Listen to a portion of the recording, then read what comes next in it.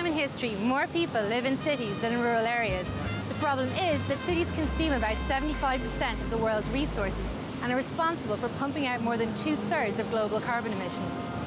What if we could reduce their carbon footprint and make cities more sustainable?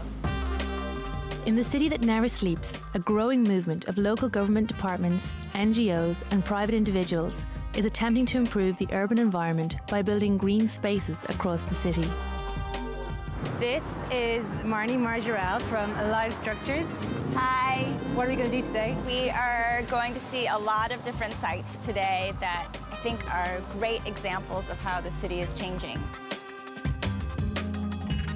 Our first stop is the Highline, a disused mile-and-a-half-long railway line that has recently been turned into a public park on the west side of Manhattan. We have tons of air pollution and a lot of people with asthma in this city. And we have urban heat island effect, which is just when cities are about 10 degrees hotter than everywhere else. And then we have a lot of runoff, stormwater runoff, which is a big problem. So these are all consequences of not having a lot of vegetation, not having a lot of permeable surfaces. So when you have all this in a natural habitat, you have a way to absorb water, you're cooling the air temperature, you're cleaning the air.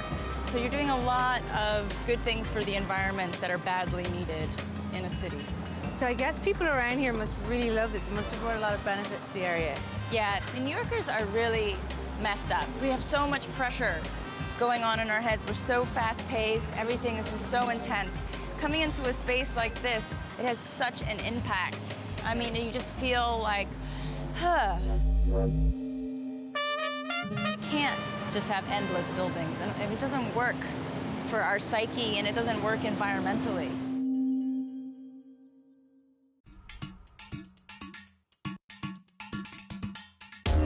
Our next stop is to the Bronx, America's poorest congressional district, and an area which has very few green spaces. We are coming to see a green wall built to hide a recycling plant and to also provide employment opportunities. Hi, my name is Colleen, former student of Sustainable South Bronx.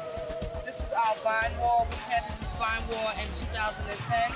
Vines grow pretty rapidly, so you might see some hanging down. You don't want them to hang down like this. You want to train them to go up the trenches. The neighborhood that I grew up in, I didn't see anything like this. Right. In order for me to really see grass, I had to either go to the south, or my father lived in Jamaica, then you go over there, you see trees, you see grass. So my thing with getting into ecology, I wanted to see more green in the urban areas. And the only way I could see that is if I had a hand in it. Okay. So I came and I took the course, and at first I didn't think that I was going to be able to do it, but here I am. I'm actually running a whole smart roof program. So yeah, it worked.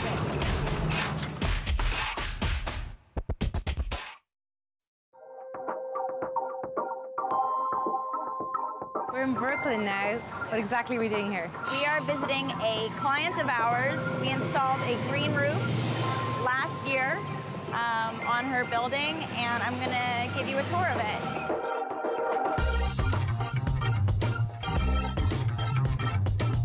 The environmental benefits for the whole community are huge. Think about how many roofs in New York City could look like this, and people could be using it. I mean, we don't have that much green space in the city, so this is underutilized real estate.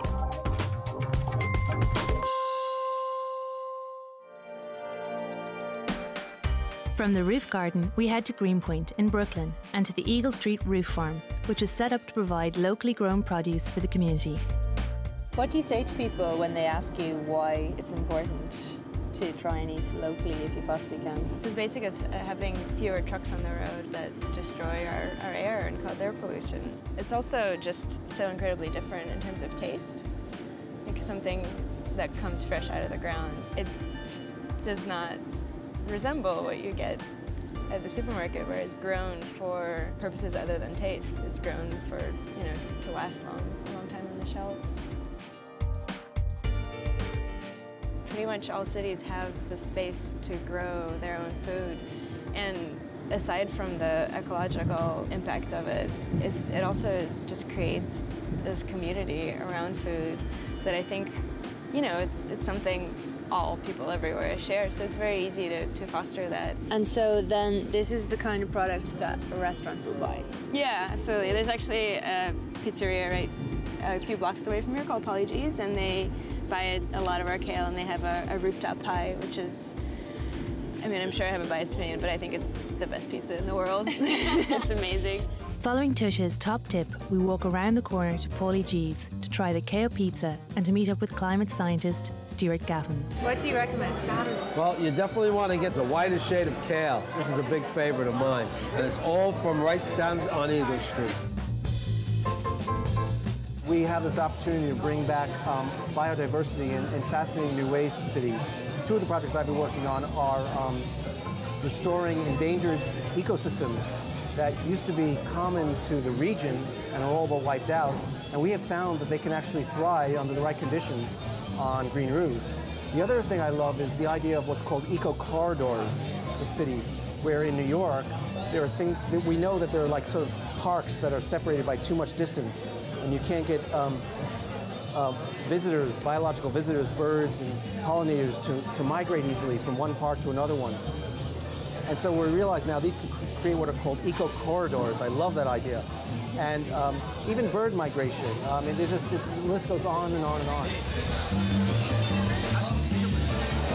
It's very delicious. It's been a great day. Thank you. Thanks, Marty. Thank you. Thank you.